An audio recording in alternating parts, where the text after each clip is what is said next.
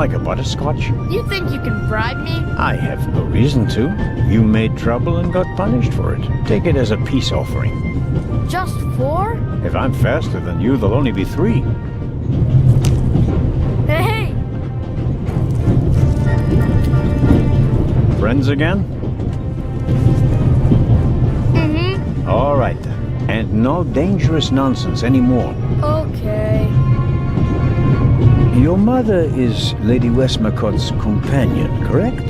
Yeah, but it's not like you think. At first I thought, boy, you must be really wicked if you need to pay for friends. But the lady's really okay. A bit odd and really old. But other than that, she's great. She likes me. The lady has peculiar taste. Hey! You and your mother, do you both live on Lady Westmacott's estate? I'm only there for the holidays. Most of the time I'm at boarding school. I imagine that's not very pleasant.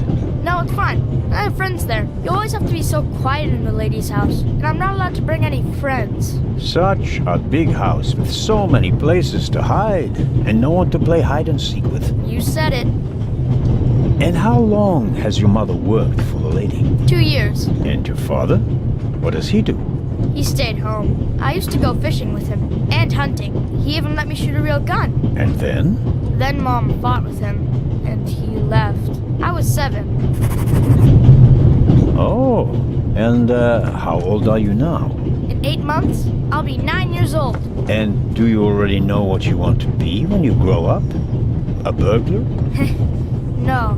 We'll see. Maybe an actor. Really? Well, I don't know. You need a lot of talent for that. I'm an actor in a theater group, you know? You are? Oh, yes. And I'm one of the best in our group, if I may say so. I get really deep into my roles, you know? I don't just talk like the character. I think like him. I become him. It's the only way to... Matt, are you okay? I think you just have to be good at copying things to be an actor. That wasn't bad. Disturbing, but not bad. The Baroness in the second compartment over there is missing her purse. Do you have any idea where it could be? Do I ever? Hmm? That guy over there with the violin case? What about him? He picked up something in Zurich and put it in his violin case. Really? Yeah, and he made sure that nobody saw him. You saw him? Uh-huh. Did you also see what it was? Nah, not really. But now that I think of it, it must have been the Baroness's purse. I should look into it, shouldn't I? I think so. Tell me, have you seen the steward anywhere? No. He was walking around a little while ago, though. Hopefully they didn't forget him in Zurich. What's he supposed to do? I'm looking for a key to open a compartment door. Did you check his things behind the counter? I'm sure the drawers will be locked. Can't you break it open? Or pick the lock like the Raven? Perhaps. But I'd need a piece of wire or something like that. Ask my mom. She has a lot of hairpins. She doesn't like the wind messing up her hair. Thanks for the tip. So long. So longer.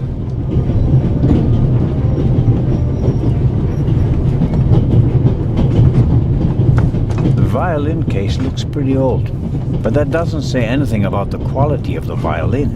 The best violins are often in the oldest cases.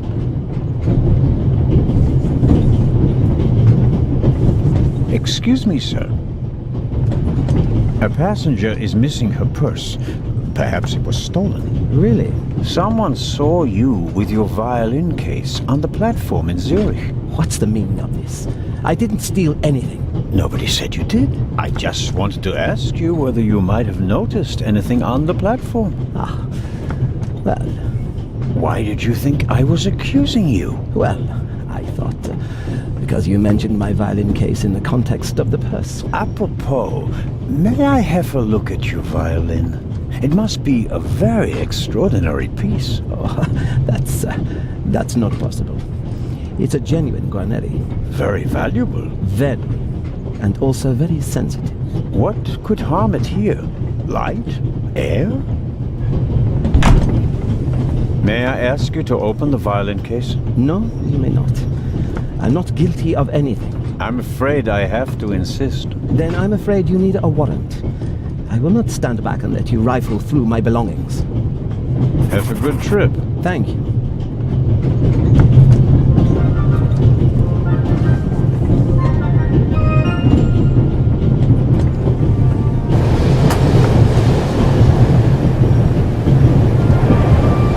Would you be so kind as to close the window? No, I'd like some fresh air. But I don't want to catch a cold. You're not alone on this train. I want the window open.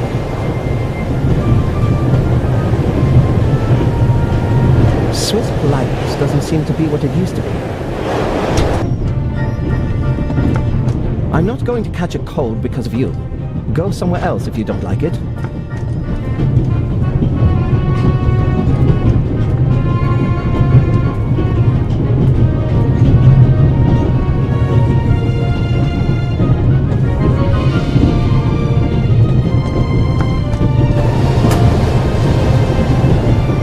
The tip of the toothpick is stuck between the window and the runner.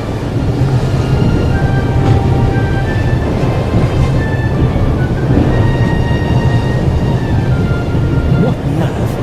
I'll complain to your superiors.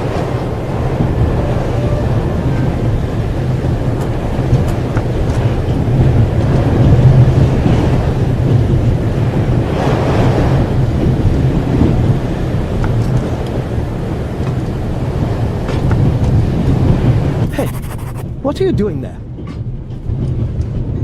I was taking your case for safekeeping, since it was left here unattended. When I picked it up, the cover unlatched. I never leave my violin unattended. Ah, then no one else could have put this purse in your case. Someone must have snuck it in, like you. For sure. And you have a pistol in the case because... I don't owe you an explanation. It's mine. I have a gun license. Now, take the damned purse to the Baroness and leave me in peace. Just get lost. It won't be that easy. I'll report the incident to the Italian authorities in Venice.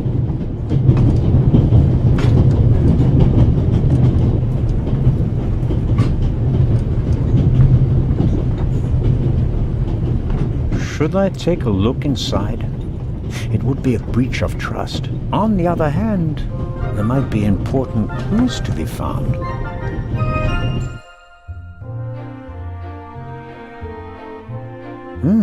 Banknotes.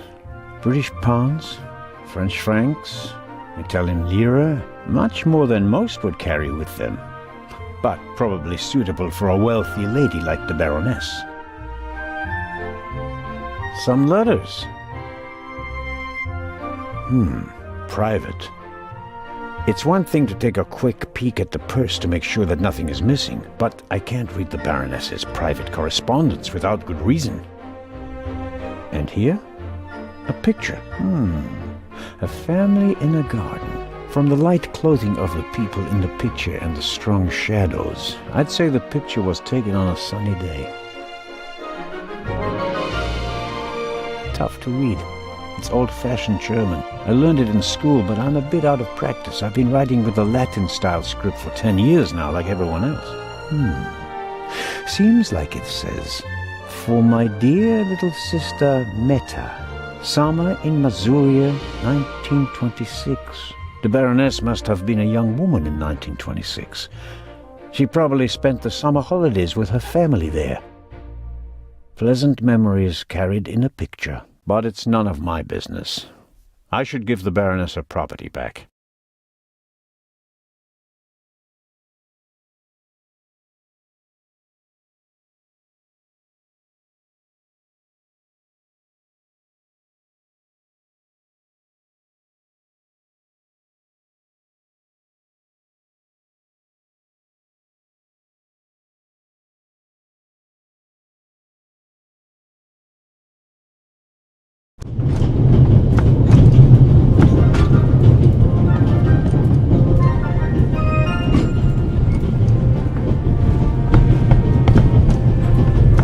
Inspector, did you find the Baroness's purse? I did indeed. You did? Out of my way, James.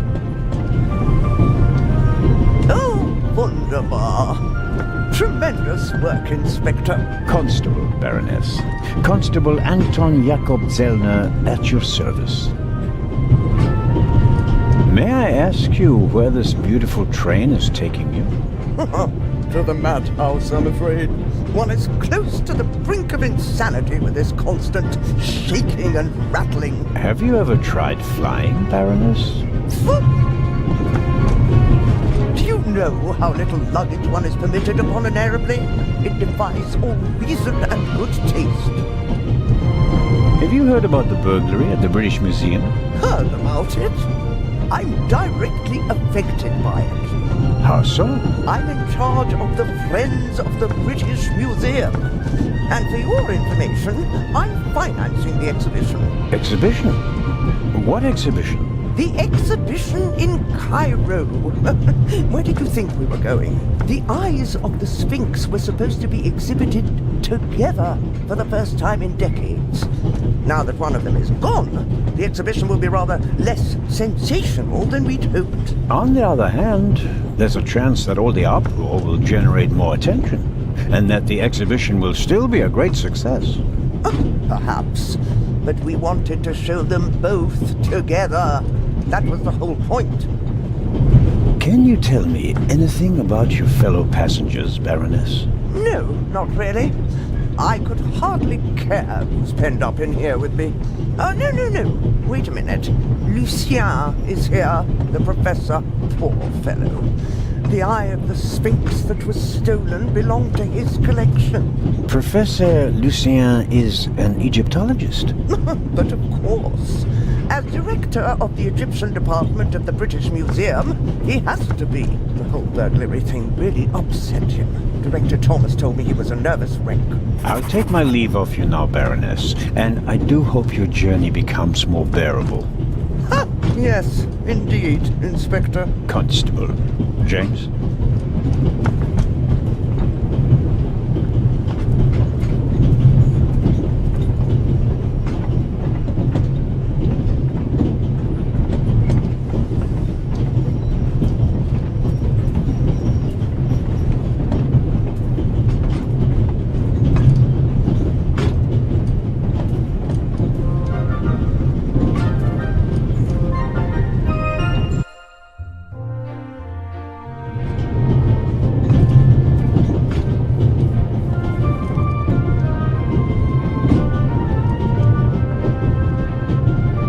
I like the book. It describes life in a small English village. The characters are lifelike, and you can tell that it's based on the author's own experiences.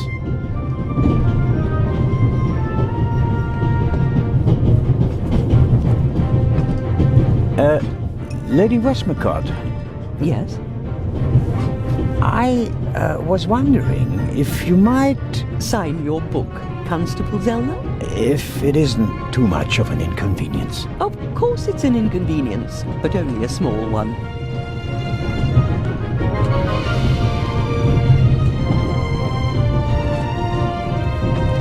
You are welcome. Thank you so very much.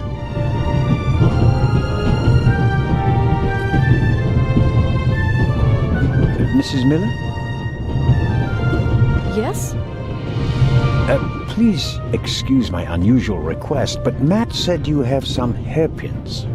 Could I borrow one? One of my hairpins? It's a long story. It would be a big help. Well, if you really need one. Go ahead, Mary. The constable won't do it any harm. Will you, Mr. Zellner? Of course not, madam. Is this one okay? It'll do nicely, madam. How very kind of you. Goodbye, Mrs. Miller. Goodbye, Constable.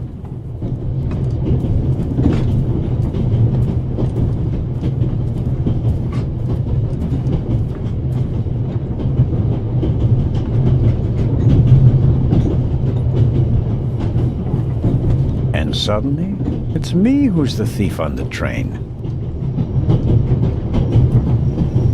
Oops, that was easier than expected.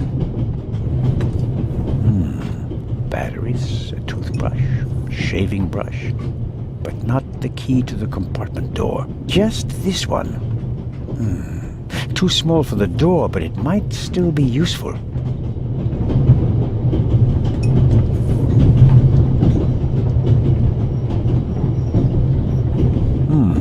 When I scratch the pencil's lead with the scissors, I get fine graphite powder. I won't get a Nobel Prize for the idea, but graphite powder will bring out fingerprints at a pinch.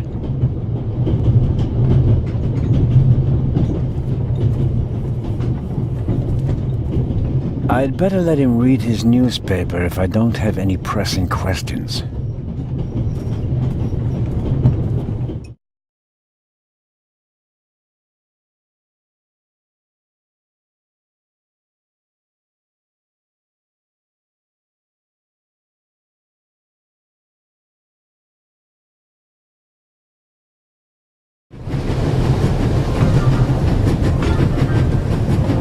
The box is secured with a padlock. I won't be able to open it without a key.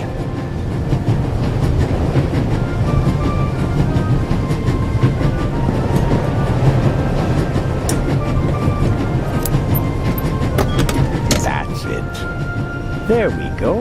This should help.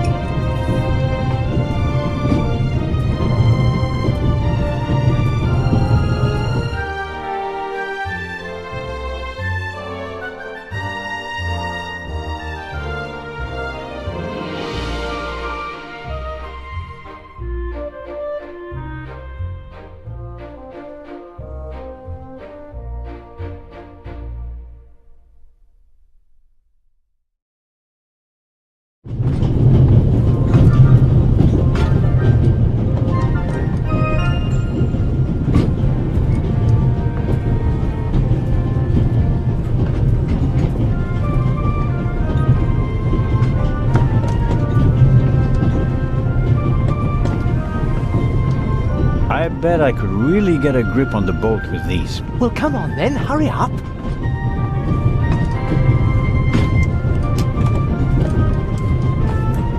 Hello?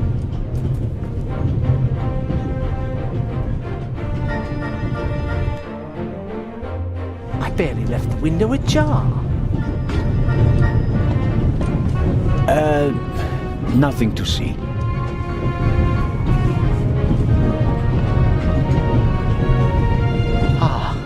Are you okay? Yes, fine. Do you have any idea why the door was locked? I don't know. Maybe the constant vibrations caused the lock to lock itself. You can't possibly believe that. Well, then what's your theory? The conductor could have locked it from the outside. On the other hand, it could have been someone here in the compartment who locked the door from the inside. Who? And where have they gone? They could have climbed out there. Who would be that insane? You tell me, Professor.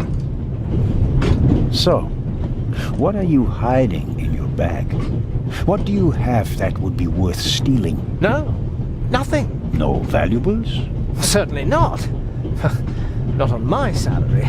It was enough for a first-class compartment on a luxury train. That's my business. You're playing a dangerous game, Professor Lucien. I believe you and the inspector do know each other. What makes you think that? It seems like the two of you are running a haulage company specializing in safes. I won't comment on that. It's a matter of international importance. Tell me, Professor, would you happen to have a key in your briefcase? And if so, would it still happen to be there? Then all would be as it should. That's what we hope, at least. All the same, it would have been a simple matter for a thief to make an impression of it. Right, Professor? Oh. And the break-in? It wasn't an issue for you, even though you're the head of the department where it occurred? All right. The burglary was most upsetting. And shocking. And I didn't know what to do, okay? And you couldn't just tell me that. The fewer people who know about it, the better. I can't trust anyone. You're not only going to Venice, are you? Could it be that your journey will continue? All the way to Egypt, perhaps? I'm on your side, but the more you lie to me, the more difficult you make my job. I'd like to look around a bit. Of course.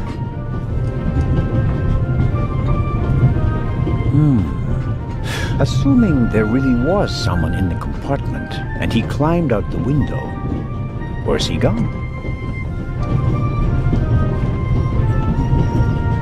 Wow, you have a very nice fountain pen. Pricey. If you'd managed to decode hieroglyphics that boggled the best minds of the last 3,000 years, you'd have received a gift like that as well.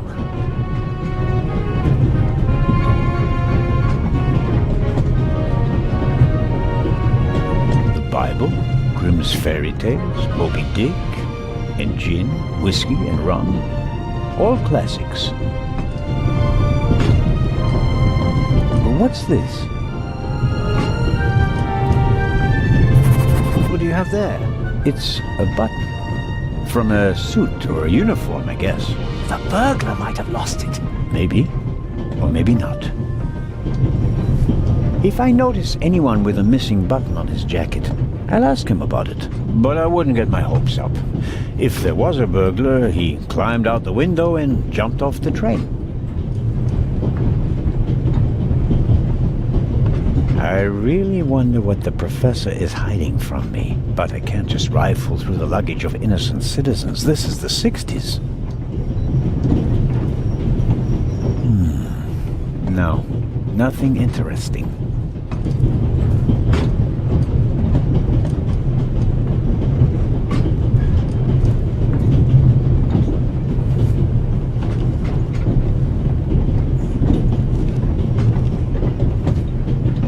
What are you doing? I'm trying to make what I suspect are fingerprints visible. And? Found anything? Unfortunately, no. There are only a couple of fingerprints on the window. It was probably cleaned before departure, but the prints I can see look like glove marks. Well, wouldn't you expect that? What professional burglar wouldn't wear gloves? It was worth a try. Goodbye, Professor. Goodbye.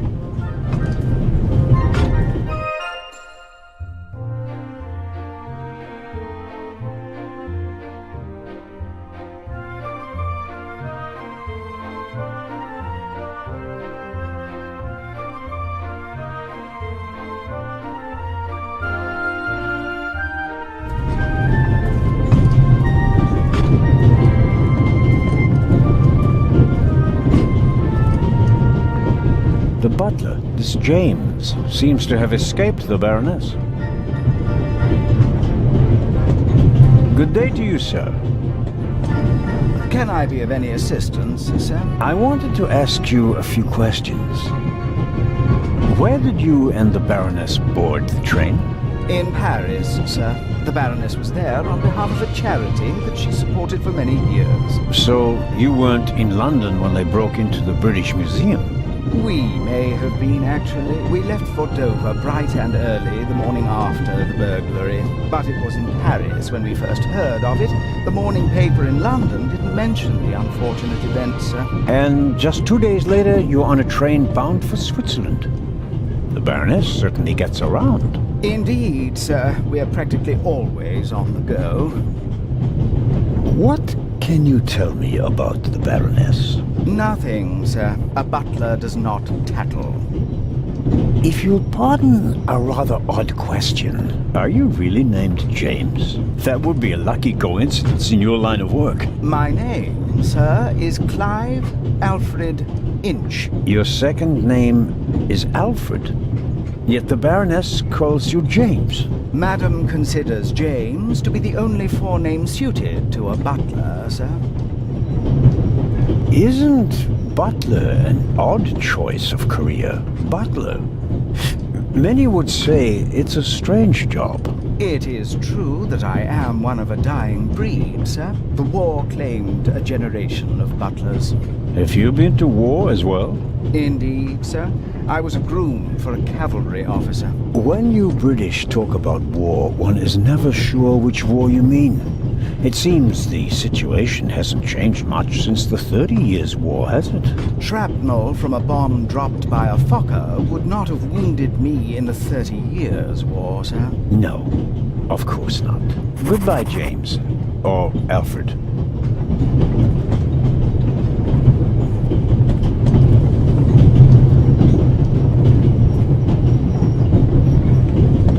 Hey, Matt. The violinist really did steal a purse. Well observed. I knew it! I bet he's got more stuff planned. I'll stay here and keep an eye on him secretly. Okay? Sounds like a plan.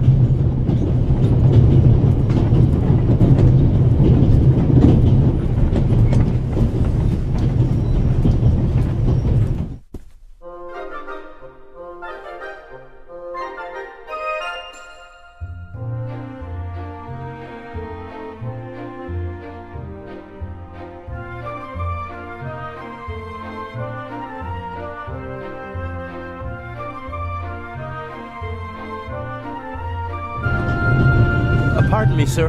We could have used you a few minutes ago.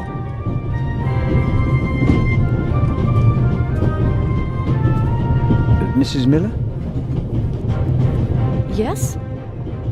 Thank you for your hairpin, Mrs. Miller. It really got me out of a jam. Oh, really? That's good to hear. And thank you for bringing it back to me. Not everybody would have. I'm a Swiss policeman, madam. I couldn't do otherwise even if I tried. Goodbye, Mrs. Miller. Goodbye, Constable.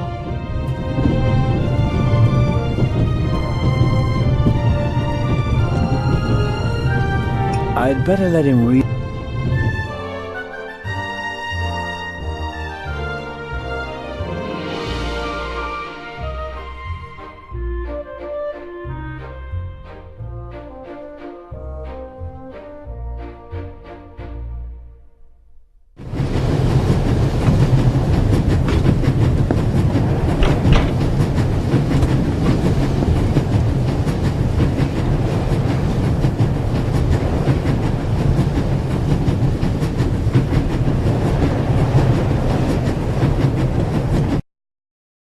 Inspector Legrand? Anything to report? I got Professor Lucien into his compartment using a pair of pliers. Did you notice anything inside the compartment? The window was open. Someone could have climbed out. And the professor? Acted suspiciously. He rummaged around in his leather bag. And? He seemed to have found what he was searching for. Good. Good work. Now, perhaps you could give me some information. All right. We should... What? The light's gone out! Flashlights!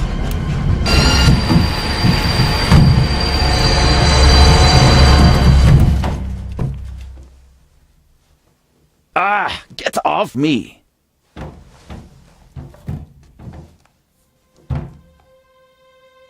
There, sir! An envelope!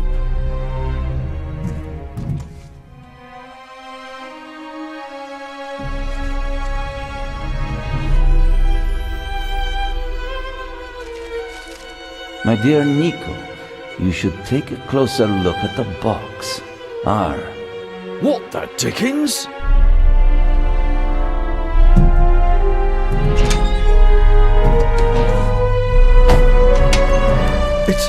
It's a... Away with it! Take cover!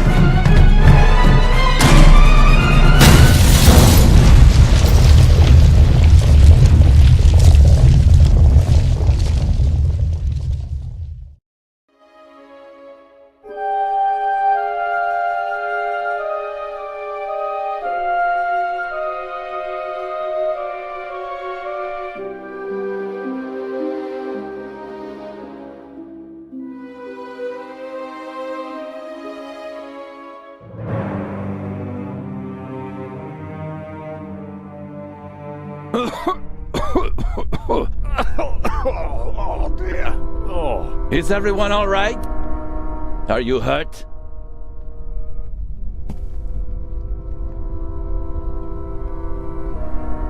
Quick thinking. Well done, Zellner.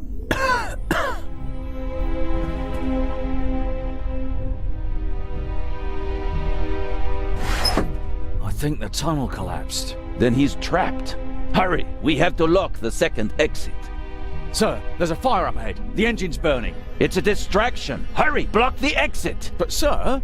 The fire will consume all the oxygen. He's right, Inspector. A fire in a narrow tunnel is extremely dangerous. Merde! Go to the front of the train, find the engineer, and tell him to move the train out of the tunnel. Yes, sir. Are you ready? You have to uncouple the freight car. You understand? I understand. I'll see to the passengers. They should all wait in the tunnel. We'll check each one in turn as they go out. Let's get to it.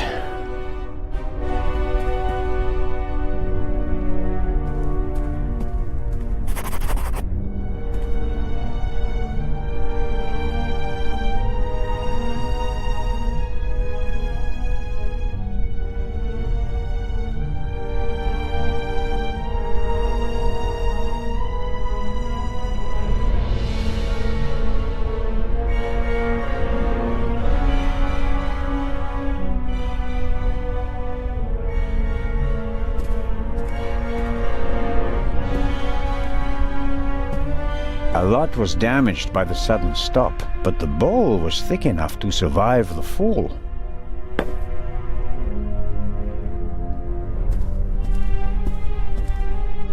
My God, what a fire. I hope Constable Oliver can at least reach the engine.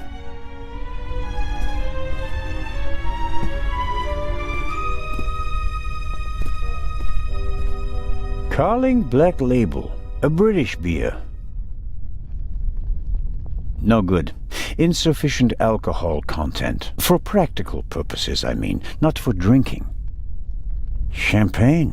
The finest. Maybe we'll open a bottle if we get out of the tunnel alive. Until then, though, it's no use to me. Whiskey, scotch, rum, liqueurs. Enough to entertain everyone on the train all the way from Paris to Istanbul.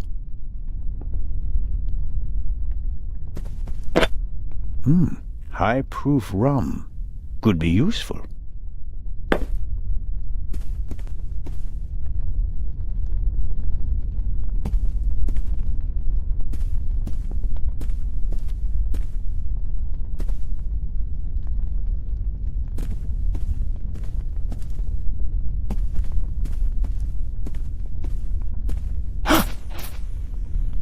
Oh, pardon me. I did not mean to scare you. What are you doing here, Doctor? Legrand asked me to check whether there are any passengers left on the train. Really? No one is here, except for me and you. Excellent. Then I will continue searching at the front. Did anyone act suspiciously before the explosion? Did anyone leave their seat, for example? I was the only one on the train who wasn't seated when the freight car exploded. Thank God. Otherwise, I would have been caught by the blast as well. You certainly were lucky. Perhaps I was. What happened over there? The inspector said something about gas canisters that exploded. He didn't want to scare you. The truth is, it was a bomb meant to kill him and the Bobby. My God. An attack? But who would... The investigations are ongoing, but first we have to get the burning train out of the tunnel. Oh, of course. How are the passengers? They are in a state of shock, of course. The blackout and the sudden stop were frightening enough, but then the explosion, the dust, everyone rushed for the exits. I was helping the American woman bring Lady Westmacott to safety. They are waiting outside in the tunnel. One entrance is blocked by a fire, and the other one seems to have collapsed. Continue to search the train. I'll decouple the buried freight car. All right. Doctor? Can you give me a few matches? Oh, certainly. Thanks. I'll meet you outside. Do hurry.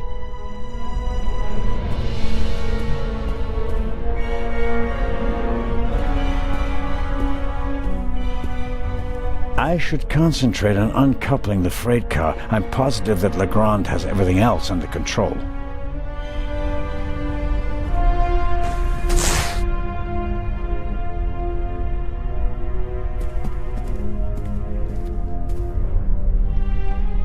I don't see Legrand or the constable, but I can make out the silhouettes of some of the passengers. They seem to be unscathed. All the same, the fire is getting bigger, and I don't have much time.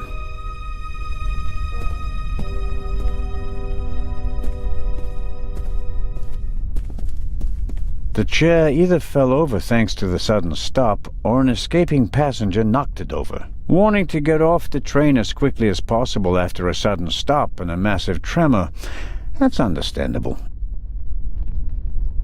I noticed the extinguisher earlier. Doesn't match the decor. I suppose that the railway company had to comply with safety regulations at the cost of aesthetics. It'd be useless against the fire out there, and it's too cumbersome to carry around. At best, I can use it here.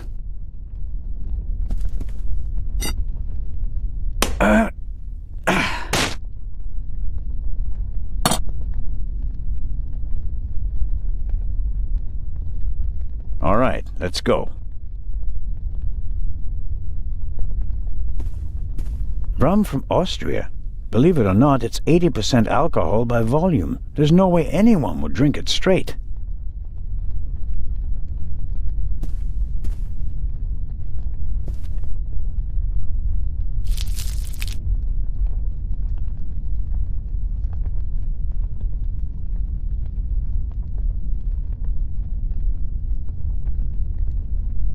That should do it. Can't really say the fabric was eager to soak up the rum. I, on the other hand, soaked up enough in my fingers to smell like a drunk.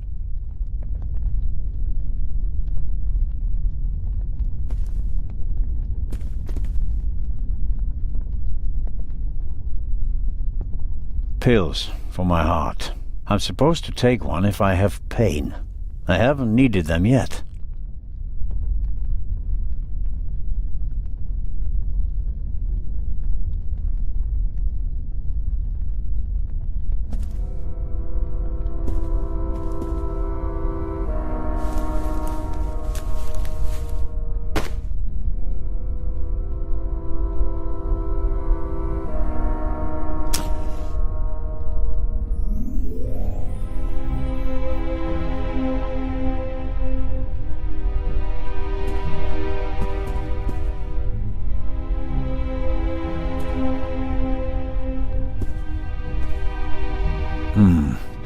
Just as I expected, the alcohol burns with an almost invisible flame.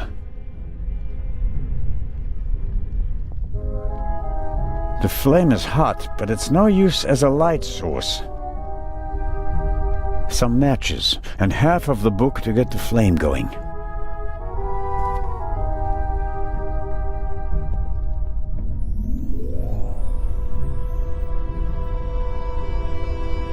The material won't be able to soak up any more alcohol.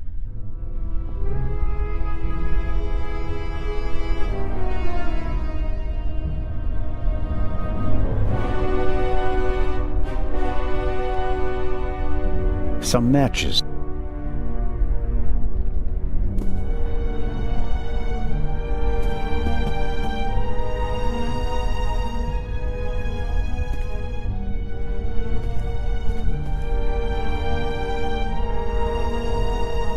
Alcohol on the curtain burns just as darkly as in the bowl. It's no help.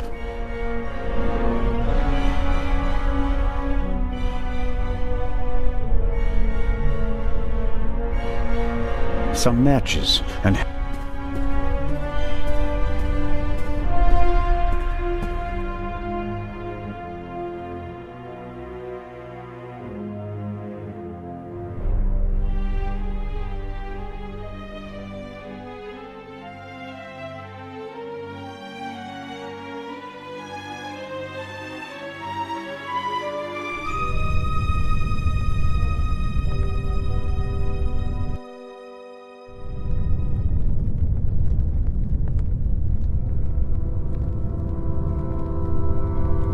I'm sure I could uncouple the car if I only had enough light to see what I'm doing.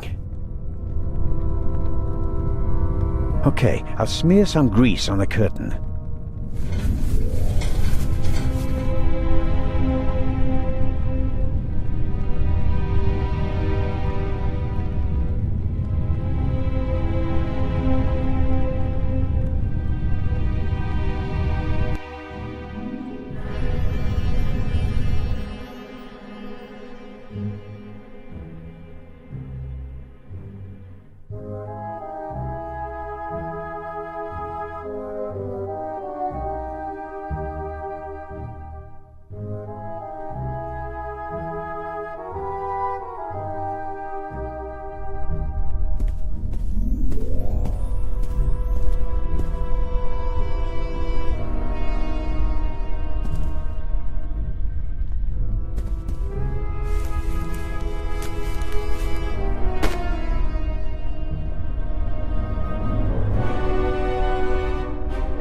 Some matches, and half of...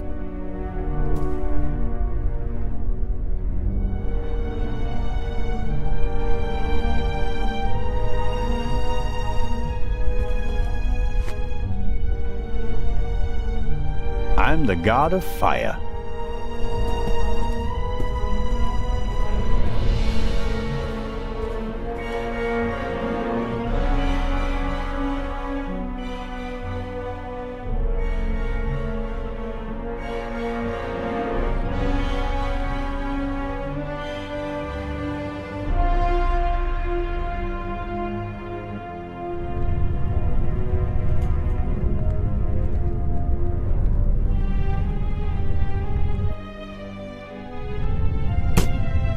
That's better now. Incredibly basic mechanism, the kind that lasts forever. A lever on a pressure sleeve running along a thread. Aha! I can uncouple it with this lever.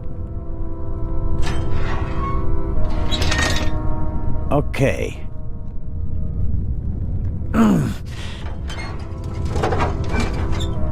There we go. Time to get out of here.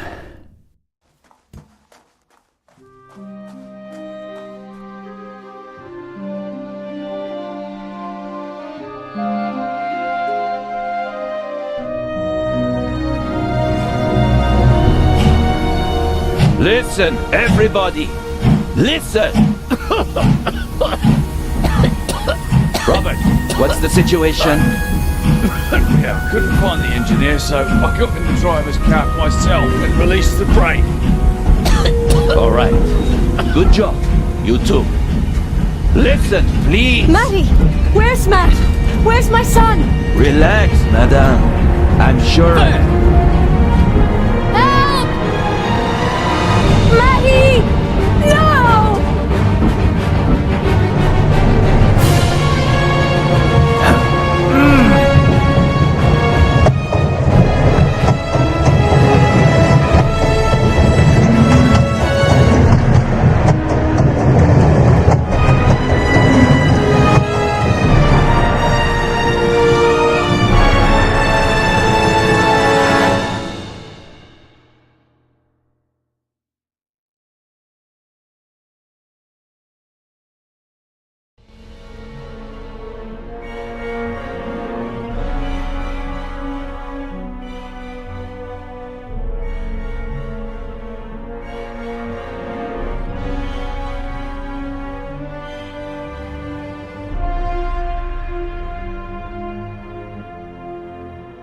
Matt, where are you?